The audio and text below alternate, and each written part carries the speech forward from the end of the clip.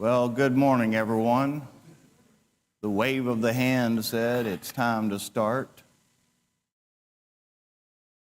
which works with teamwork because, sometimes on a field, the referee does this, time to go on. Hugh, are you too sore to lead us in a word of prayer? Okay. Our Father, we thank Thee for this day. Thank Thee for the opportunity we have to come and worship Thee and say that word and learn more how to serve Thee. Lord, we pray that the lessons hit home and we will use these at this congregation. Pray these things in Christ's name. Amen. Amen. This is the next to last lesson in this series. The question sheets for Wednesday, which will be the last, are on the visitation table or welcoming table. And I've already emailed them out. So by the last class, or second to last class, I finally did everything on time. I think this goes well with this teamwork. I finally learned how to be a team worker. How many of you know who Tom Brady is? Tom Brady, okay, everybody knows. Okay. Anybody know how many Super Bowl wins he has?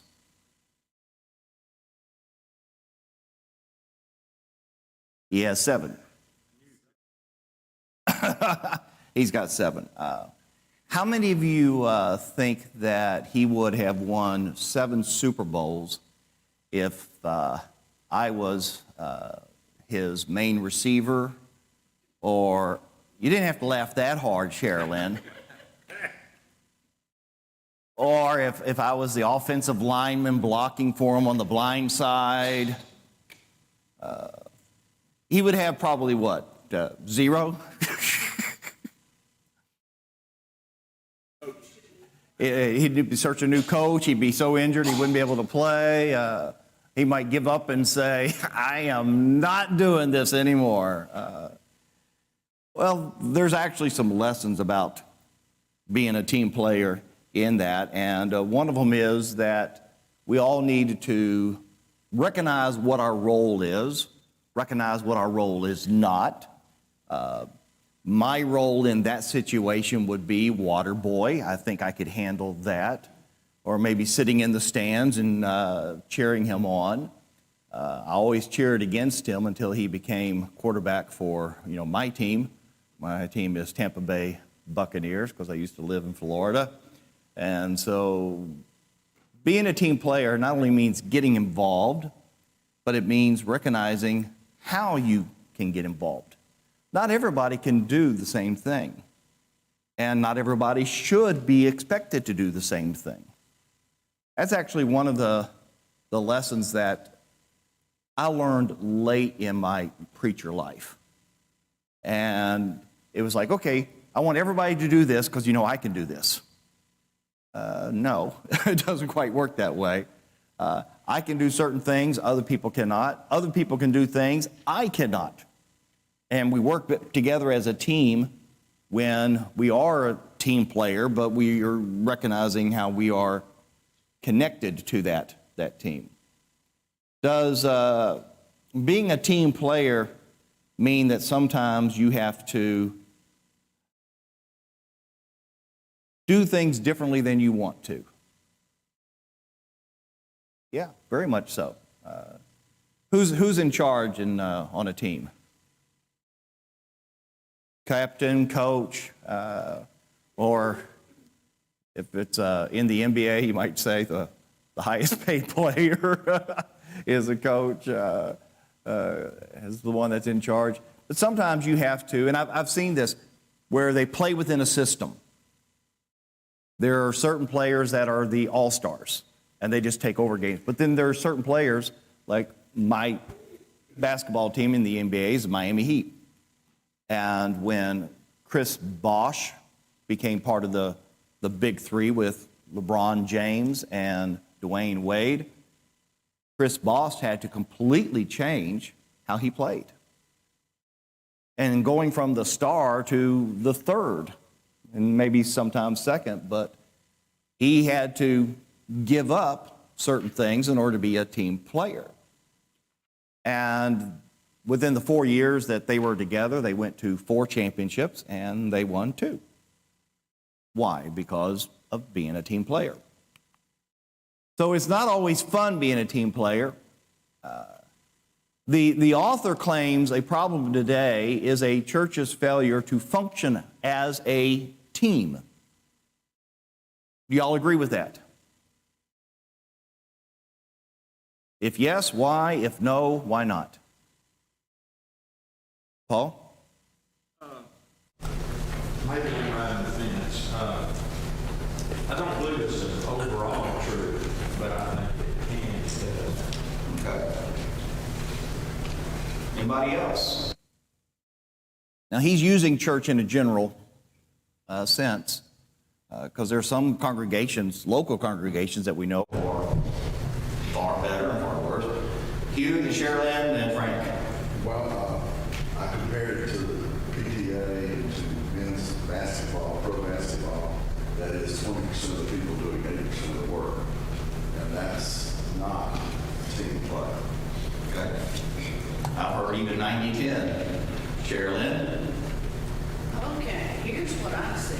I think, and this is Sharon, if the team congregation has good quarterbacks, elders, there should be no breakdown with team players with the occasional exception. The leadership finds the weaker players and encourages, rebukes, and love, or whatever the breakdown is, and fixes or addresses the situation. A true team encouraged or supported by all players. A true team encouraged is supported by all players, no matter the position played.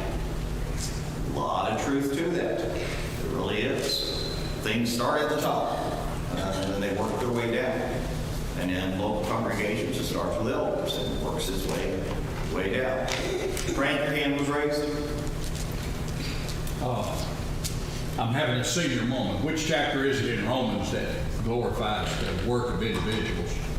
You gonna give? Romans chapter 12. Yeah, chapter 12. I think Romans chapter 12 is the benchmark that we as you've preached so much, that we look at ourselves, see what we're good at, and then get to being really good at it. One of the reasons why I'm trying to emphasize the word partner is I think it does something mentally to us where we realize that we're in this together, and how member has been misused so many ways. It's like even like in a PTA, you're a member of the PTA, but does that even mean you go to the meetings? It doesn't. And anybody here ever been in charge of an organization like PTA or one or, okay, two? I was president of a couple different organizations in my life. One was I was president of like band boosters. This was back in, okay, 4 kids, which kid? This one was in North Carolina. I was a member of the organization in all 4 years down in Florida. Had different responsibilities and realized what I could do, what I could not do. I tried to quit one time when I was not president, and they said, no, we need you. I said, but I can't do as much as you guys do. I just don't have the time. They said, but we need you to do what you can do. That's an important thing to remember. And one of the things that they needed me for was, for hopefully proper reasons, everybody basically respected me because I was a preacher. And so when there was arguments going on, when there was discussions going on, when voices got raised, guess who they looked to? They looked to me. And when it came time to rewrite the bylaws, if anybody ever asks you to rewrite the bylaws, get in your car and go to another state. I had to do that. They asked me to do that because they trusted me. And for the next 2 years, every time somebody wanted to do something, other people didn't want them to do that, they wouldn't necessarily say, no, we don't want you to do that. Guess what question was brought up almost every single meeting? Yeah, Perry, what's the bylaws say about that? And the bylaws were sort of like the Bible.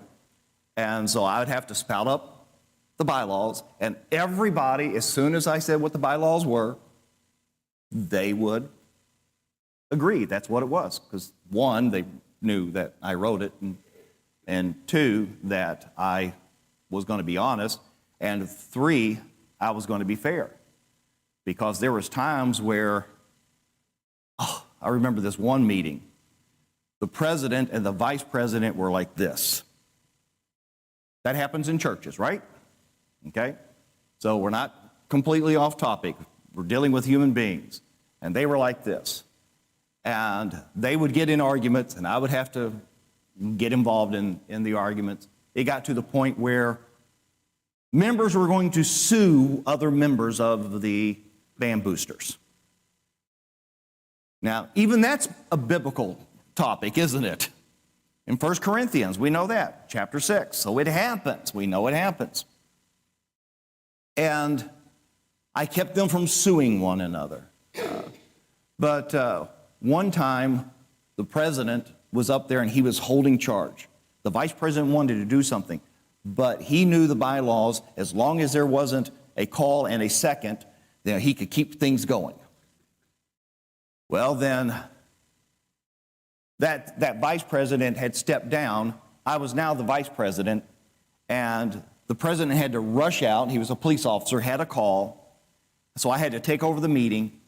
He knew the bylaws. He knew I would be honest, and it was a call for basically replacing the president. And he said, Perry, I call for a motion. I'm sitting here thinking, in the bylaws, he has the right to do this.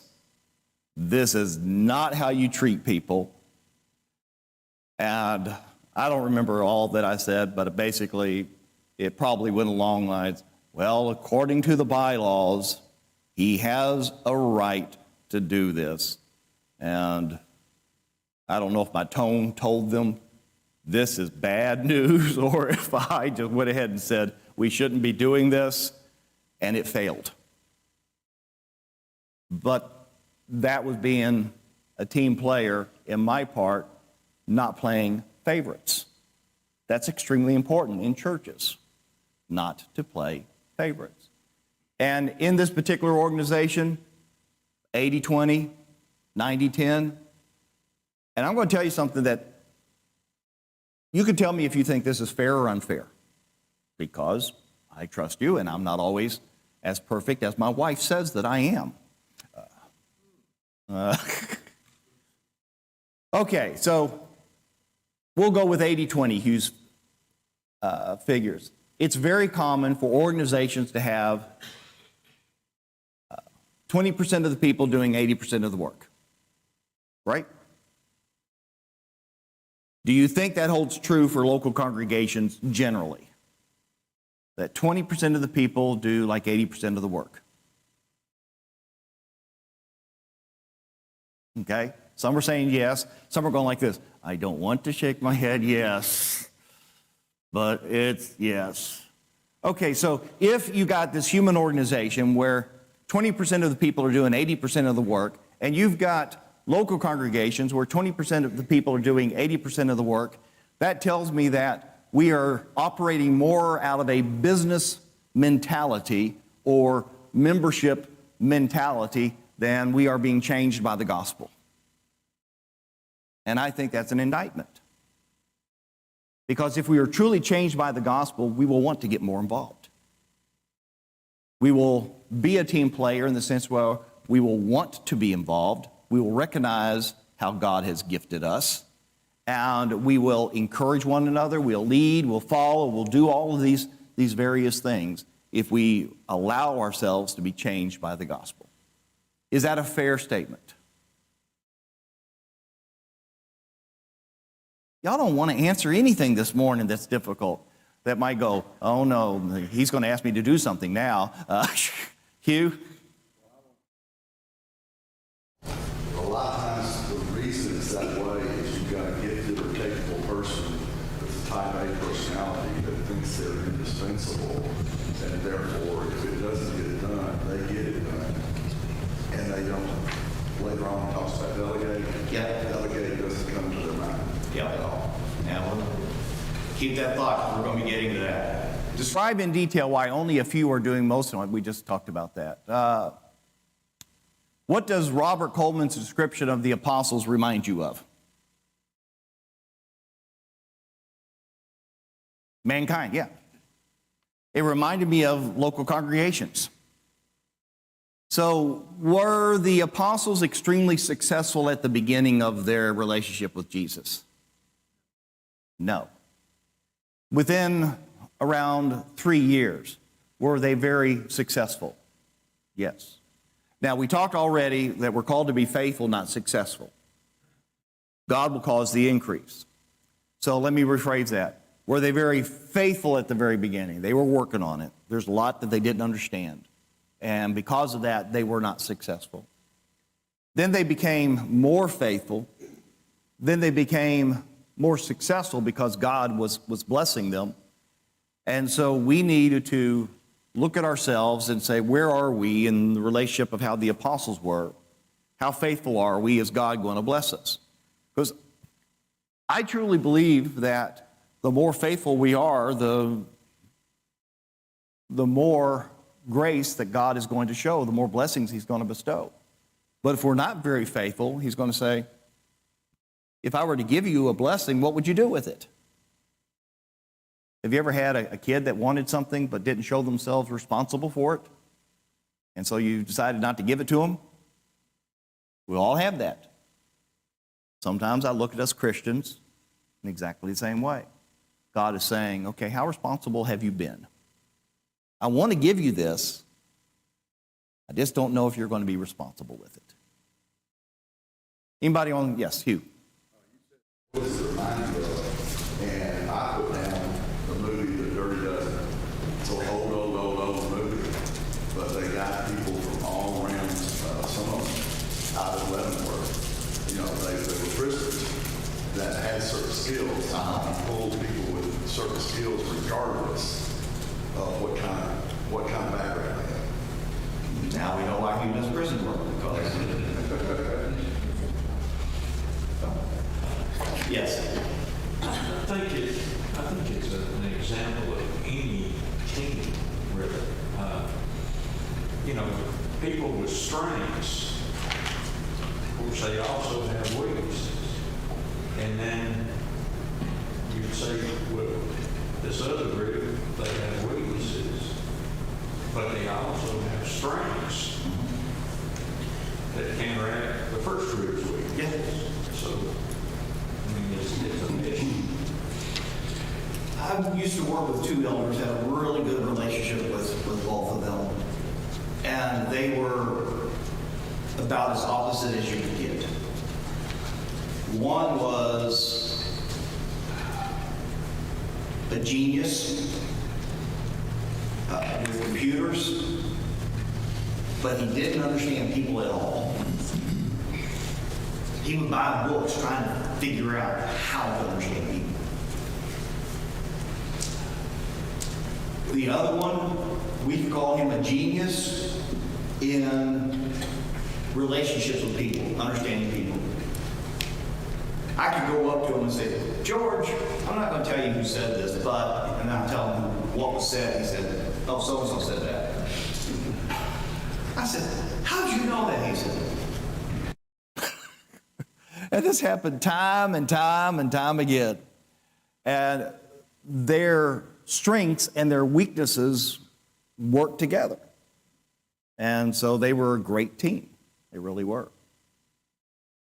Talking about taking some of those comments, I have said this, and some people think I'm joking, but I'm actually not. One of the secrets to happiness is knowing what you're not good at and staying away from it. Now, that's not to be used as an excuse to say, well, I can't do something, so I'm not even going to try. No. You might be just uneducated in it, unexperienced or inexperienced with it, but I do believe that there are certain things that you're never going to be good at. And because you're not going to be good at it, why frustrate yourself? Plus, if you don't try to do what you're not good at, what does that allow? Yeah, other people who are good at it to get involved instead of you trying to do everything. It makes us vulnerable too, doesn't it? To say, I'm not very good at this. Do we like to be vulnerable? Nope. But being vulnerable allows you to step back and say, I can't do this. I know you can, and allow somebody else to get the credit, to shine, and whatnot. So one of the secrets to happiness is knowing what you're not good at and staying away from it. It's good. Something you would like. Yes, absolutely. Yes. That's wisdom right there. What was that? Be an apprentice, yes. Having a mentor, which we'll be talking about in accountability on Wednesday night. Anybody else, before we go on to question number 4? Yes, Retha. About the apostles, when, they're out there fishing, doing their thing, and Jesus just said, follow me, and they just all went. I've never understood how they could, just drop everything and just go. Here is an explanation I have heard for that. And I have not done enough research to verify it, but I've always been confused by that too. Jewish boys and girls also, they went through stages of education. At the beginning, both boys and girls would go to the religious schools, and then after a while, the girls would get out of that and they would go to other type of training, and then the boys would go to the next level. And if you were really good at learning Torah and memorizing, then you would go to like the 3rd level, and by the end of the 3rd level, you had the entire Torah memorized. I mean, they really emphasized memory. Remember, the entire Torah would be the entire Old Testament. That's a lot of work. So not everybody got into that, and if you got into that, then eventually you would become a rabbi and follow other rabbis. And if you were a grown man and you were not in rabbi school or following a rabbi, that means you didn't do very good in school. So they said, it's time for you to go learn a secular education. So you were washed out in that sense. You didn't make the cut. But rabbis, they would go to those that were in the schools, and they would say, follow me. And then that's when these young men that were extremely successful in rabbis or in Torah school, then they would become the students of these particular rabbis. And so here you've got these fishermen that have been basically washed out of a rabbi school, Torah school, and basically said, you don't make the cut, you're not good enough.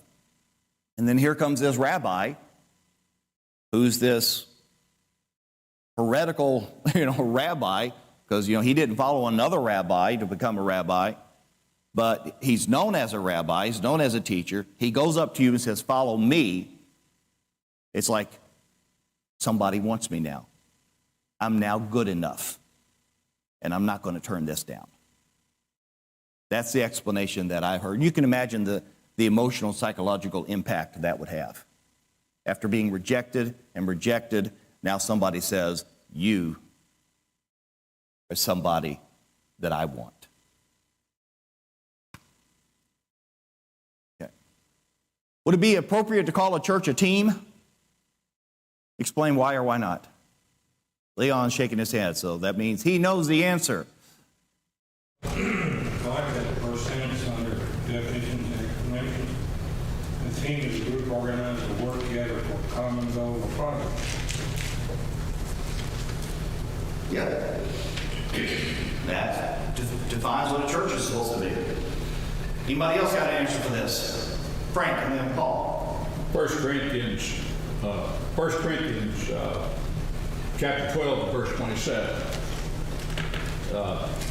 Paul outlines various functions God has appointed in the church: apostles, prophets, teachers, so forth and so on. So there is, even in God's word, I would say appropriation of responsibilities. However, it shows that there are people, different people do different things. Anybody else? Paul. I don't mean this to be controversial, but it seems like we try to shy away from everyday terms in explaining the church function. And then we shy away from terms that are spiritual to use because some other organizations like science. So I think team is a good description. The word's not in the Bible. I don't probably use it. Describes the function. Yeah. Anybody else? Jared. Books has a nice highlighted section that says the emphasis on the New Testament, therefore, is on unity, not distinction. And I think that it does a great job of encapsulating the team, right? I heard a story on NPR the other day about volleyball players. It was a whole thing about merging volleyball teams between schools and everything. It doesn't matter. But they talk about how when you watch volleyball, the girls on this team, it is a team. You can never have a standout player because they all have to function together or it does not work. And then you think about solo sports, golf, singles tennis, things like that. I mean, they're just very different. And I appreciated the way that they talked about how they functioned as a team and every member played an equally crucial role on that volleyball court. And it made me think about this as well. Like this seeking distinction in a team leads to imbalanced dynamics in a team, just as in a church. Seeking distinction is often looked down. People are told, stop dressing like that, stop wearing your hair up, it's all crazy, stop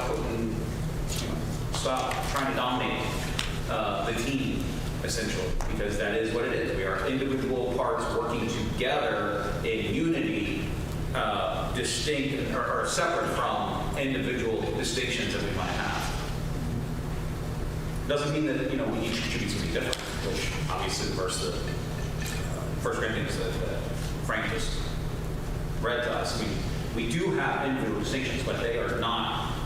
The focus isn't on our individual distinctions; it's on how those serve the team. Yeah, that's also found in Romans chapter 12, I believe. Let me look it up because it's an important point, and I don't want this just to be our opinions about what's going on, but to back it up with the Bible, where it says in verse 4 of Romans 12, now as we have many parts in one body, and all the parts do not have the same function, in the same way we who are many are one body in Christ and individually members of one another. According to the grace given to us, we have different gifts. If prophecy, use it according to the proportion of one's faith. If service, use it in service. In teaching, in exhorting, in exhortation. Giving with generosity, leading with diligence, showing mercy with cheerfulness. And if you look at those gifts, even though we are individually members of one another, we're using the gifts for the benefit of other people. And that's an extremely important distinction. We're not doing it for our own glory. We are doing it for the other members of the body. Just like let's take a hypothetical situation.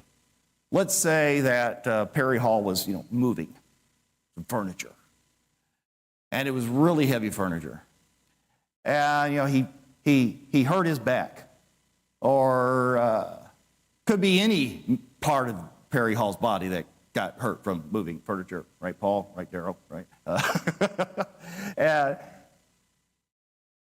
in order to rest his back, does his feet have to do something? Yeah. His legs have to do something? Yeah. Other parts of him have to do something to rest his back. And he might be sitting in the recliner and might be saying, okay, the brain is saying, time to get up. And this did happen this morning. And Perry Hall moved and the back went, I don't think so. And so the brain had to give in to the back. And that's serving one another. We know it happens all the time. And that's how we are to function with one another. We're not more important than one another. We are to do it for the benefit of one another. Question number 5. Of the 5 points made about Christ as the head, leadership, unity, which ones are Millersville positive at fulfilling, and which ones do we need to work on? Y'all are better at this than I am because I'm new. Here are the 5 things. The leadership, authority, and preeminency of Christ as head of the body. The unity of the body, one body of mutually adapted parts working together as a team, as one. The diversity of the body, a diversity of abilities and gifts varying in function, in strength, and in honor, yet every single one a vital and needed part of the body.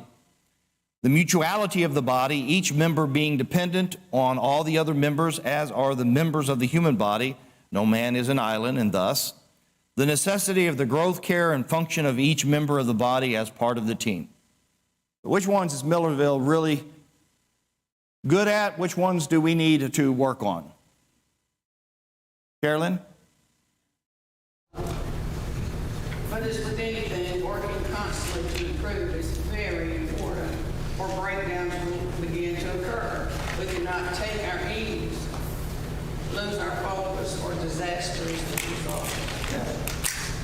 How long does it take for a congregation to fall apart? Not long. It doesn't take long at all. It can actually take one Sunday. It really can. Q. Well, I said there were 2 that we were pretty good at, and that's 3 and 4. Diversity and Mutuality. Mutuality. I thought we did pretty well in those 2, especially mutuality, depending on others. I think we are good at somebody's weak, somebody steps in. Okay. Anybody else? Leon. Agree there, but you gotta have number 1 is positive, because everybody believes that Christ is head of the body. Okay, Millersville tries to make sure that we do everything by the authority of Christ. Anybody else? Any of these?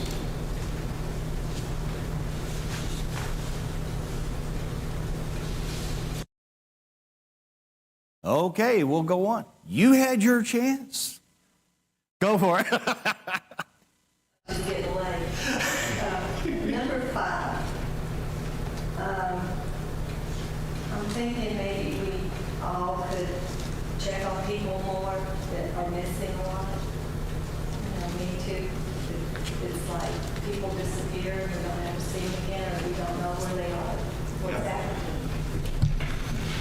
I know that I get a list every week of absentees that Suzanne sends out. And I don't know who all gets them. I don't know if it goes only to me and the elders or if everybody gets them. But even if you don't get one, you can look around and see who's not here. And it's important because people need to know that they are missed. If we were a baseball team and somebody didn't show up for practice or for the game, Would they be called? Yeah, they would. And so, same thing with us. So, sometimes, I'll admit, sometimes I'll look at the absentee list and I'll say, I'm going to do 1 this week. Or I'm going to do 2 this week. Or I've done a bunch. I took just about every single one on the list. And I tried to contact them. And a lot of them, I didn't hear anything back. And that happens, but that doesn't mean I need to, give up. I need to maybe drive over there or try a different method of communication. The way that I communicated was, I think, through email, because I had their email address and say, okay, they don't know me very well because I was brand new, still am to a lot of people. And so this will be the least intrusive. I'll send an email saying, I haven't met you yet, would love to meet you, when can we get together? And sometimes, if not often, it just kind of goes ignored. I can't do anything. I can't force myself. But maybe if more people were doing that and I didn't give up out of being discouraged, it might help them. Anybody else? Yes. I think each one of us here can probably remember the first time somebody asked us to help wait on the Lord's table, help lead the Lord's table, teach a Bible class, deliver a meal to somebody. Whatever the function might be, more than likely, we didn't volunteer. More than likely, somebody asked us to do it. And maybe some more asking things to do. Good thought. I mean, people can always say no, maybe later, come back to me a month from now, or whatever the answer might be. There are a lot of people waiting to be asked, I believe, that for whatever reasons, they don't just volunteer. They might be shy. They might think, I don't want to step on somebody's toes. I don't want to be intrusive. That's right. So, asking people, when you ask Somebody to do something, what does that do to their mindset? Yeah. Most people want to be needed. I mean, there are some people that they want to be just totally left alone. We know that. But most people, they want to feel like they're needed. What else when you ask somebody to do something? What happens to them mentally besides they realize that they're needed? absolutely, they think they've got the ability to do this, or you wouldn't be asking them. So it's encouraging on those 2 levels at least. Anybody think of any other ways that people are changed mentally when they are asked to do something? What makes them work a little harder, like if they're asked to teach a class, they're going to study like 3 times as hard as they would have to be in a class. Because Retha's getting ready to teach a class. It's a lot of work when you do it yourself. Oh, it is a lot of work. But almost every single teacher, at the end Of it, they might be tired. They might say, I need a break. But most of them will say, there's a lot of joy in that. Or, I learned more than anybody. Almost every single class that I teach, I will learn far more than you ever will. Not because I'm smarter than anybody, but because I put work in it to the extent whereas one of the things that I learned a long time ago is, as a teacher, one of the things I try to do is I try to prepare for what other people might say, not just what I want to say. And so I've got to prepare for that. And it's like, okay, I've got this many notes, this much time. And so, most every teacher will say that, yes, they learn more. Anybody else? Okay. Why should becoming a new man remove man-made barriers and even natural barriers? And name some natural barriers. Hugh. On this one with prejudice, he had several listed, but it's the inherent feeling that you're better than somebody else, or they're never going to be good enough, whether they be for their education, or their money, or their family name, or the color of their skin. They're just not as good as you. That is something we have got to eliminate. If we can get to the point where we truly believe, without any doubt whatsoever, I don't deserve to be saved, then anybody that is saved is in the same boat as me. They don't deserve to be saved, so I can't be any better than them. Anybody else?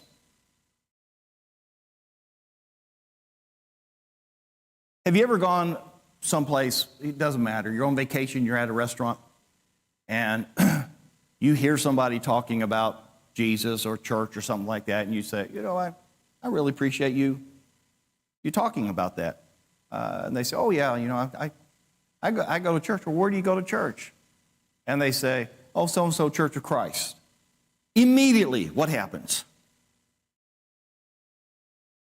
You feel akin to them, right? Yeah. You say, oh, we got something in common. I go to a Church of Christ too. And so we remove these barriers because our identity is no longer focused on who we are individually, but who we are in Christ. And that becomes the main identity. Anybody else on number 6? Hugh. He goes up in distinction later on, but the idea of the pastor system in some of the denominations where he does everything. He's the elder, he's the preacher, he's the everything. He gets all people together to do something. It's him.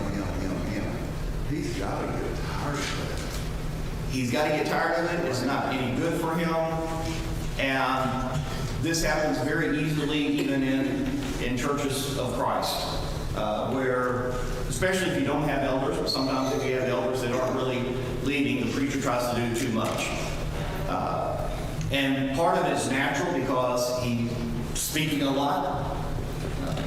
In fact, That's why he is fellowshipped in the gospel. That's a biblical way to describe hired, fellowshipped in the gospel.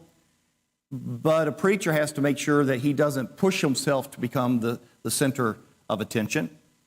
And one of the ways that a preacher can do this is not volunteering for everything.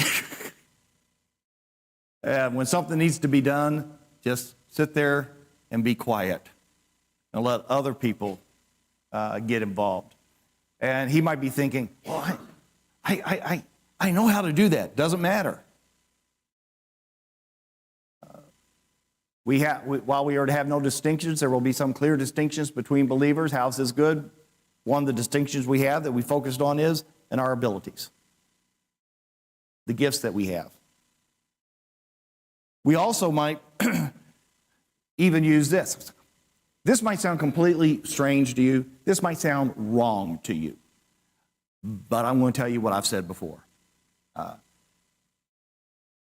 Back in Winston-Salem, when we would do our church booths, which we're going to be doing next month, and tonight we're going to do the Bible Jeopardy. I'm going to show you how we're going to do it, and so that you can learn how to do it, so you'll be comfortable to do it. And we had a diverse congregation back in Winston. We were racially diverse, we were diverse in our ages, and we were diverse in status and so on and so forth. And I told people, I said, I want you to come, and I want you to use whoever you are, whatever you are, for the glory of God. Because if you're white, or if you're black, or if you're Hispanic, or if you're old, or if you're young, or if you have children, or if you're single, or you're married, you can use all that for God's glory. Because generally people are attracted to what they are. If you were to go into a church building, we'll just do it like that. You go into a church building. Do you subconsciously look to find people like you? You really do. Whether you might not know it because it's subconsciously, but you do. You look to find people of your race or your age. If you got kids and you walk into a church building, do you look to see if there's other kids? You do. You really do. If you're not married and you're a young man in your 20s, do you look to see if there's other young ladies that are in their 20s? You do. Some subconsciously, some consciously. And we're out of time. Yes, Sherilyn, your hand's raised? No, okay. Well, next Sunday we start the new quarter, and it's going to be on the problem of evil and theodicy. And I'm having to throw together the material, and we're going to be studying various books in the Bible like Habakkuk, Job. We're going to look at questions. We're going to see how this is difficult and so on and so forth. I will send you out questions, but right now, probably next week, you might just have 3 or 4 questions and that's it. And everybody says amen. So, thank you very much. Do new lesson Wednesday since we're running out of time. Unless there's something you really want to discuss. Okay. How many questions did I have?